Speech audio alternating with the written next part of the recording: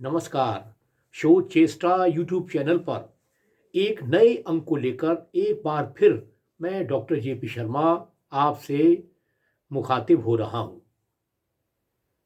वर्ष 2024 का यूपीएससी का सिविल सर्विसेज का एग्जामिनेशन मई के महीने में होना है। प्रिलिमिनरी एग्जामिनेशन के एप्लीकेशंस की लास्ट डेट भरने की 3 मार्च है और इसके साथ साथ एसएससी एग्जामिनेशन का भी नोटिफिकेशन आ गया है जिसमें करीब 2000 वैकेंसीज हैं। अब मैं बात करना चाहता हूं सिविल सर्विसेज एग्जामिनेशन के मेन एग्जामिनेशन में हम कौन से ऑप्शनल सब्जेक्ट के बारे में सोचें। जैसा आपको मालूम है कि अब एक ऑप्शनल सब्जेक्ट आपको मेन एग्जामिनेशन में लेना है। ऐसे राइटिंग है, जनरल स्टडीज के पेपर हैं। तो मेन एग्जामिनेशन में ऑप्शनल सब्जेक्ट का चयन किस तरीके से किया जाए, ये बहुत कॉम्प्लिकेटेड मैटर है। ऐसे बहुत से उदाहरण हैं जिसमें साइंस स्ट्रीम के जो स्टूडेंट्स रहे हैं उन्होंने हिंदी लिटरेचर या पॉलिटिकल साइंस या सोशियोलॉजी या एंथ्रोपोलॉजी मेन एग्जामिनेशन का ऑप्शनल लिया और उसके आधार पर उन लोगों का सिलेक्शन हुआ। लेकिन किसी एक ट्रेंड को देखकर या मैगजीन्स में या इंटरव्यूज के आधार पर इस चीज का निर्णय करना कि कोई एक विषय ट्रेंड कर रहा है उसी को हम लें, उसमें स्कोरिंग अच्छी हो रही है, ये सही नहीं है। क्योंकि जो एमए या एमएससी एग्जामिनेशंस होते हैं उसमें जो क्वेश्चंस आते हैं, जिनके आंसर दिए जाते हैं, उनका कंपैरिजन यदि हम सिविल सर्विसेज मेन एग्जामिनेशन में जो क्वेश्चंस पूछे जाते हैं उनसे करें तो दोनों के आंसर में बहुत फर्क है। सिविल सर्विसेज एग्जामिनेशन में जो क्वेश्चंस पूछे जाते हैं उनका आंसर एनालिटिकल होना चाहिए, लॉजिकल होना चाहिए, टू द पॉइंट होना चाहिए। कुछ बहुत छोटे सवाल होंगे, कुछ 200 वर्ड्स 300 वर्ड्स के सवाल होंगे और कुछ ऐसे टाइप सवाल होंगे। अब हम किस तरीके से मेन एग्जामिनेशन के ऑप्शनल सब्जेक्ट का चयन करें? मेरा एक ही कहना है कि हमें इसके बारे में काफ़ी रिसर्च करनी होगी।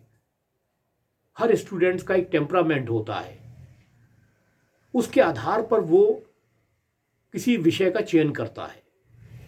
अपना सेल्फ इंटरेस्ट भी इसमें बहुत इम्पोर्टेंट है और हम किस तरीके का एक माइंडसेट लेकर हम सिलेक्शन करते हैं ये भी महत्वपूर्ण है। अधिकांश तक ये देखा जाता है कि लिटरेचर के सब्जेक्ट जैसे हिंदी लिटरेचर है, इंग्लिश लिटरेचर है, संस्कृत है, पाली है, ऐसे लिटरेचर के सब्जेक्ट्स लेकर भी बहुत से स्टूडेंट सिलेक्ट हुए हैं।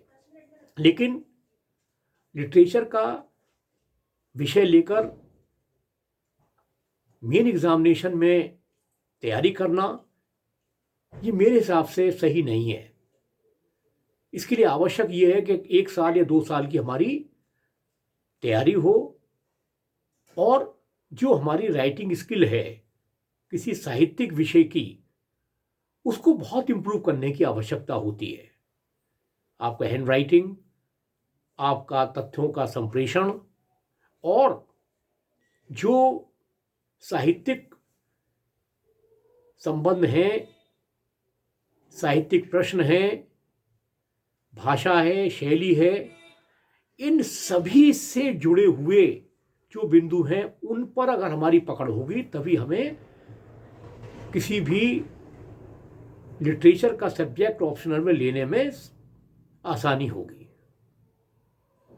अब यदि हम ऑप्शनल सब्जेक्ट में लिटरेचर का कोई विषय नहीं लेते हैं तो फिर हमारे पास ऑप्शंस 8 सब्जेक्ट के रह जाते हैं। जो लोग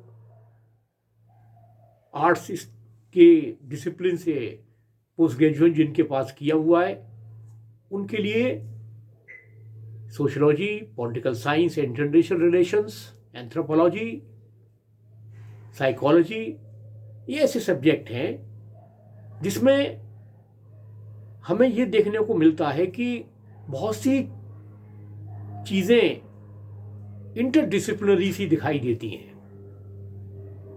यहाँ मैं एक बात कहना चाहता हूँ कि जिन्होंने एमएससी जूलॉजी किया हुआ है उनके लिए एंथ्रोपोलॉजी जो सब्जेक्ट है ऑप्शनल, वो अच्छा रहेगा, क्योंकि एक पोर्शन फिजिकल एंथ्रोपोलॉजी का भी आता है जिसमें सीरोलॉजिकल क्लासिफिकेशन और थ्योरीज होती हैं, डेवलपमेंट ऑफ मैन, यानी व्यक्ति का कैसे विकास हुआ, मानव का, वो सारी चीज़ें एक जूलॉजी के स्टूडेंट के लिए आसान रहेंगी। या जो मेडिकल के स्टूडेंट्स हैं, उन्होंने फिजियोलॉजी पढ़ा हुआ है, तो उसमें बोनी स्ट्रक्चर्स हैं, सीरोलॉजिकल क्लासिफिकेशन है, इन सब चीज़ों का उन्हें लाभ मिलेगा यदि एंथ्रोपोलॉजी विषय हम लेते हैं। अब दूसरा विषय जो इम्पोर्टेंट है वो है पॉलिटिकल साइंस और इंटरनेशनल रिलेशंस। ये सब्जेक्ट बड़ा इंटरेस्टिंग है, क्योंकि जब हम सिविल सर्विसेज की तैयारी करते हैं, प्रिलिमिनरी की या मेन एग्जामिनेशन की या इंटरव्यू की, तो हमें इंटरनेशनल रिलेशंस को थॉरोली पढ़ना होता है। राष्ट्रीय और अंतर्राष्ट्रीय जो घटनाक्रम है उसके बारे में जानकारी हमें आवश्यक होती है, उसी पे सवाल भी किए जाते हैं, उसी का हमें सटीक आंसर भी देना होता है। मेरे हिसाब से पॉलिटिकल साइंस और इंटरनेशनल रिलेशंस एक अच्छा सब्जेक्ट है ऑप्शनल का। या फिर दूसरा सब्जेक्ट मैं सजेस्ट करूंगा वो है सोशियोलॉजी। सोशियोलॉजी में जो पहला जो पेपर है उसमें सोशल थ्योरीज हैं, जिन्हें जो स्टैंडर्ड बुक्स हैं अगर आप उनको पढ़ेंगे तो उससे आसानी से उनको हैंडल कर पाएंगे। सेकंड पेपर में आपको बहुत कुछ स्टडी मैटर मिलेगा और उसके आधार पर आप सोशियोलॉजी सब्जेक्ट में अच्छा स्कोर कर सकेंगे। तीसरा सब्जेक्ट जो इम्पोर्टेंट है वो है एंथ्रोपोलॉजी। एंथ्रोपोलॉजी सब्जेक्ट एक समय में बहुत स्कोरिंग हुआ करता था और आज भी बहुत से स्टूडेंट्स एंथ्रोपोलॉजी को ले रहे हैं। एक और सब्जेक्ट की मैं चर्चा करना चाहूँगा वो है साइकोलॉजी, मनोविज्ञान। ये सब्जेक्ट भी काफ़ी स्कोरिंग रहा है, लेकिन यदि आपका एनालिटिकल ब्रेन है तो आपको साइकोलॉजी सब्जेक्ट का ऑप्शनल लेना चाहिए सब्जेक्ट का। इसके साथ साथ एक और सब्जेक्ट है वो है फिलॉसफी, तार्किक विवेचन, षड दर्शन। इसके अलावा वेस्टर्न जो थिंकर्स हैं उनका क्या दर्शन है। यदि आपकी पकड़ और आपका एनालिटिकल ब्रेन है तो फिलॉसफी सब्जेक्ट से आप हाई स्कोरिंग कर सकते हैं मेन एग्जामिनेशन में। साइंस स्ट्रीम के बहुत से स्टूडेंट जो सिलेक्ट हुए हैं सिविल सर्विसेज में, उन्होंने ज्योग्राफी को लिया यानी भूगोल को, वो भी स्कोरिंग सब्जेक्ट रहा है। उसको भी जो सिलेबस है उसको अच्छी तरीके से पहले हम देखें कि इसमें क्या क्या कंटेंट है, क्या क्या हम कवर कर सकते हैं, क्या हमें किसी आउटसोर्सिंग यानी किसी कोचिंग की ज़रूरत पड़ेगी, क्योंकि नया सब्जेक्ट होगा तो कम से कम 6 महीने का समय आपको चाहिए उसके दोनों जो पेपर्स उनको तैयार करने के लिए। तो जब आपके पास इतना समय नहीं है और हर जगह हर एग्जामिनेशन में एक अनिश्चय की स्थिति, अनसर्टेनिटी का जो फैक्टर है हमेशा प्रिवेल करता है। बहुत से ब्रिलियंट स्टूडेंट प्रिलिमिनरी एग्जामिनेशन को क्लियर नहीं कर पाते, प्रिलिमिनरी क्लियर कर लिया तो मेन एग्जामिनेशन में हम लोग जो है अच्छा डिमॉन्स्ट्रेट नहीं कर पाते, इंटरव्यू कॉल नहीं होता। तो एलिमेंट ऑफ अनसर्टेनिटी जो है वो हमेशा बना रहता है। लेकिन यदि हम अपने ऑप्शनल सब्जेक्ट का सिलेक्शन सारे पैरामीटर्स को देख कर करें, लोगों से डिस्कस भी करें, सिलेबस को कई बार देखें, क्योंकि जो भी स्टूडेंट्स प्रिलिमिनरी या मेन एग्जामिनेशन की तैयारी कर रहे हैं